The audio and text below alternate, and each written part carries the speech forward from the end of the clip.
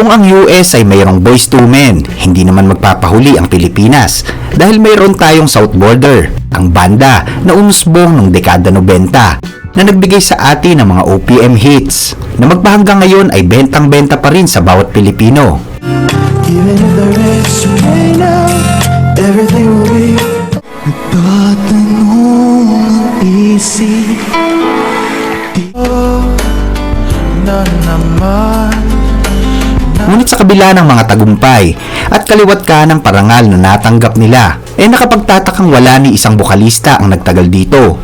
Simula nung 90s, naging papalit-palit na nga ng lineup ang banda. At isang tao na nga lang ang nananatili rito magpahanggang ngayon. Yan nga si Jay Durias, na siyang original na bumuo at utak sa matagumpay na musika ng South Border.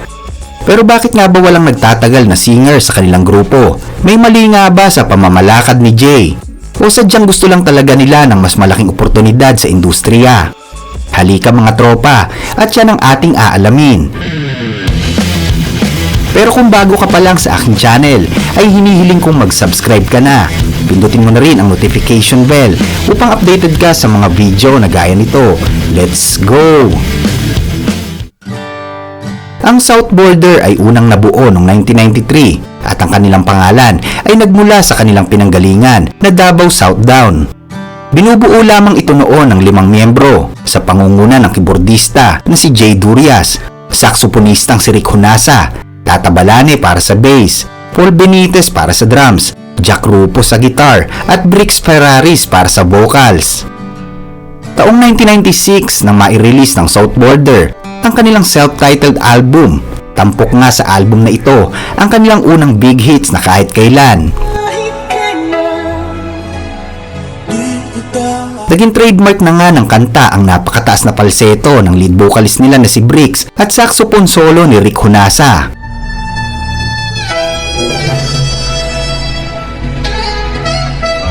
Hinirang ito bilang Song of the Year at noong 1997 ay naging triple platinum na nga ang album nila. At sa kaparehong taon ay isa na namang kanta ang muling pinasikat ng South Border. Ito ay ang kantang Love of My Life na isinulat mismo ni Jay Durias. Dahil dito ay mas lalong sumikat ang South Border. Ngunit sa kabila nga nito tuluyan pa rin nag-quit sa banda noong 1998 ang bokalista nila na si Brix Ferraris dahil pinurso nito ang kanyang solong karera. Ngunit sa kalaunay nawala na rin siya sa music scene. Habang ang South Border naman ay muling umarangkada sa pagpasok ng bagong bokalista na si Luke Mijares.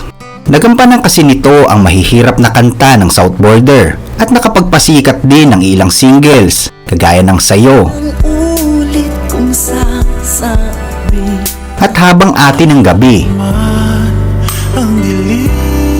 na nooy ginawa pang theme song sa movie nila Rosana Roses. Sa pagdating ng November 2001, dito na nga naisagawa ng South Border ang pinakamalaking major show ng kanilang karera. Nagawa kasing punuin ng kanilang mga tagahanga ang napakalaking Philippine Sport Commission Track and Field Oval na matatagpuan sa Pasig. Matapos ang makasaysayang event, malaking pasabog naman ang inilabas ng South Border sa sumunod na taon. Inanunsyo kasi nila ang tuluyan ng pag-alis ni Luke Mijares upang ipursu rin ang kanyang solong karera. Naging malaking challenge nga para sa banda ang mga consequence ng pag-alis ni Luke. Kahit pa man kasi makahanap sila ng mga magagaling na singer, hindi pa rin sigurado kung magugustuhan ito ng kanilang mga tagahanga. Malaking bagay din kasi ang karisma at appearance ng isang frontman para sumikat ang isang banda. Kumuha naman sila ng papalit dito, pero hindi lamang isa, kundi 2 singer. Ito yung 26 years old na si Vince Alaras na bukod sa pagiging membro ng Lasal Green Hills Kondirana, kilala rin siya sa kanyang boses na nakahawig sa American R&B singer na si Brian McKnight. Ang isa naman ay isang child prodigy na madalas na isinasama ni Gary Valenciano sa kanyang mga concert. Yan ay ang singing and dancing wonder boy ng Cebu na si Duncan Ramos. Ang dalawang ito ay ang nagbigay ng panibagong imahe sa South Border na tila nga ba nag-transform ang banda. Isa nga sa pinakaunang kanta na kanilang pinasikat noong 2004 ay ang kantang Rainbow na unang ginamit bilang promotion sa movie ni Sharon Cuneta na Crying Ladies. Sobrang sumikat nga ang kantang ito at nagkaroon ng samut-saring cover version sa YouTube. Nakilala din ang kantang Wherever You Are featuring the solo vocals of Vince Alaras. Maging ang mga telebisyon ay pinakinabangan din ang ganda ng musika ng South Border. Dahil sino ba naman ang makakalimot sa kantang Ikaw Nga na siyang naging theme song ng iconic fantasy drama na Mulawin. Ikaw nga ang siyang hanap. Ang South Border ay naging guest sa iba't ibang mga show at ito na yung mga era na talagang naabot na nila ang tugatog ng kanilang tagumpay. Ngunit sino ang mag-aakala na ang napakagandang tambalan na ito ay hindi rin pala magtatagal dahil katulad rin ng mga naunang bokalista ay umalis din itong sina Vince at Duncan sa kasagsagan ng kasikatan ng bandang South Border. Dito na nga nagsimulang magtanong ang mga tao kung ano nga ba ang totoong nangyayari sa loob ng bandang ito na bakit patuloy ang pag-alis ng mga miyembro lalo na sa mga nagiging frontman ng banda. Kahit tahimik ang South Border sa mga naturang kaganapan ay mayroon pa rin mga espekulasyon ang patuloy na kumakalat. Ito raw ay patungkol sa mismong leader ng banda na si Jay Durias dahil di umano'y may attitude daw ito dahilan upang hindi nito makasundo ang kanyang mga frontman. May mga nagsasabi rin na ayaw daw ni Jay na nasasapawan dahil gusto daw nito na may part siya sa bawat kanta ng South Border nang sa ganon ay hindi siya nawawala sa eksena.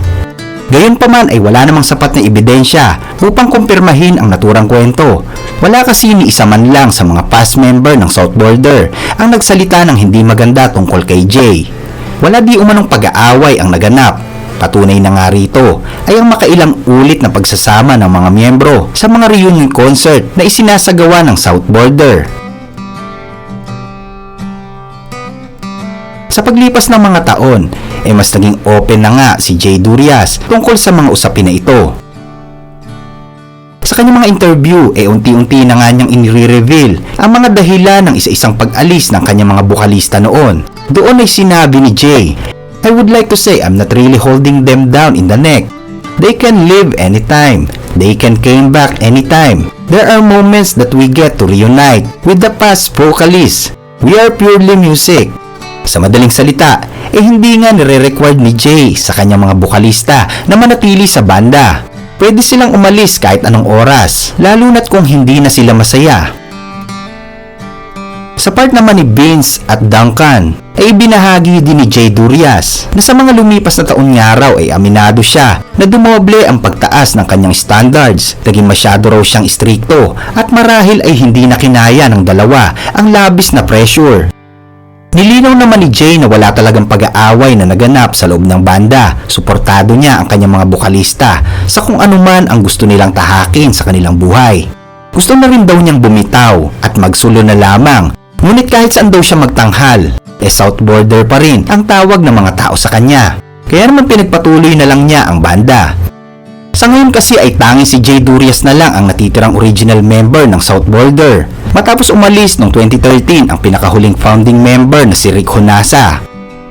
Ngayon ay kasama ni Jay ang mga bagong miyembro ng South Border. Kabilang na nga dyan ay ang dating vocalist ng 90s boy band na tinatawag na Formula. Yan na nga, si Kel Gatdula. Sa ngayon ay sobrang popular pa rin ang bandang South Border. Aktibo pa rin sila sa pagsasagawa ng mga concert at madalas din ay gineguest sa iba't ibang mga show, local man o international. Noong 2020 nga ay nakapagtanghal pa sila sa pinakapopular na morning show sa Amerika na pinamagatang The Today Show. Dito ay tinawag nga sila ng mga ito bilang Boyz II Men of the Philippines. Ang walang kupas na South Border ay patunay lamang na hindi sila umaasa sa forma at popularidad ng bawat isa. Nakuha nila ang atensyon ng bawat tao sa pamamagitan ng kanilang husay sa musika. Magbago man sila ng bokalista ay walang magpabago sa kanilang estilo. At ang mga awitin nila ay mananatili bilang best R&B band dito sa Pilipinas. Salamat mga idol sa inyong walang sawang pagsubaybay. God bless po at mag-ingat tayo palagi.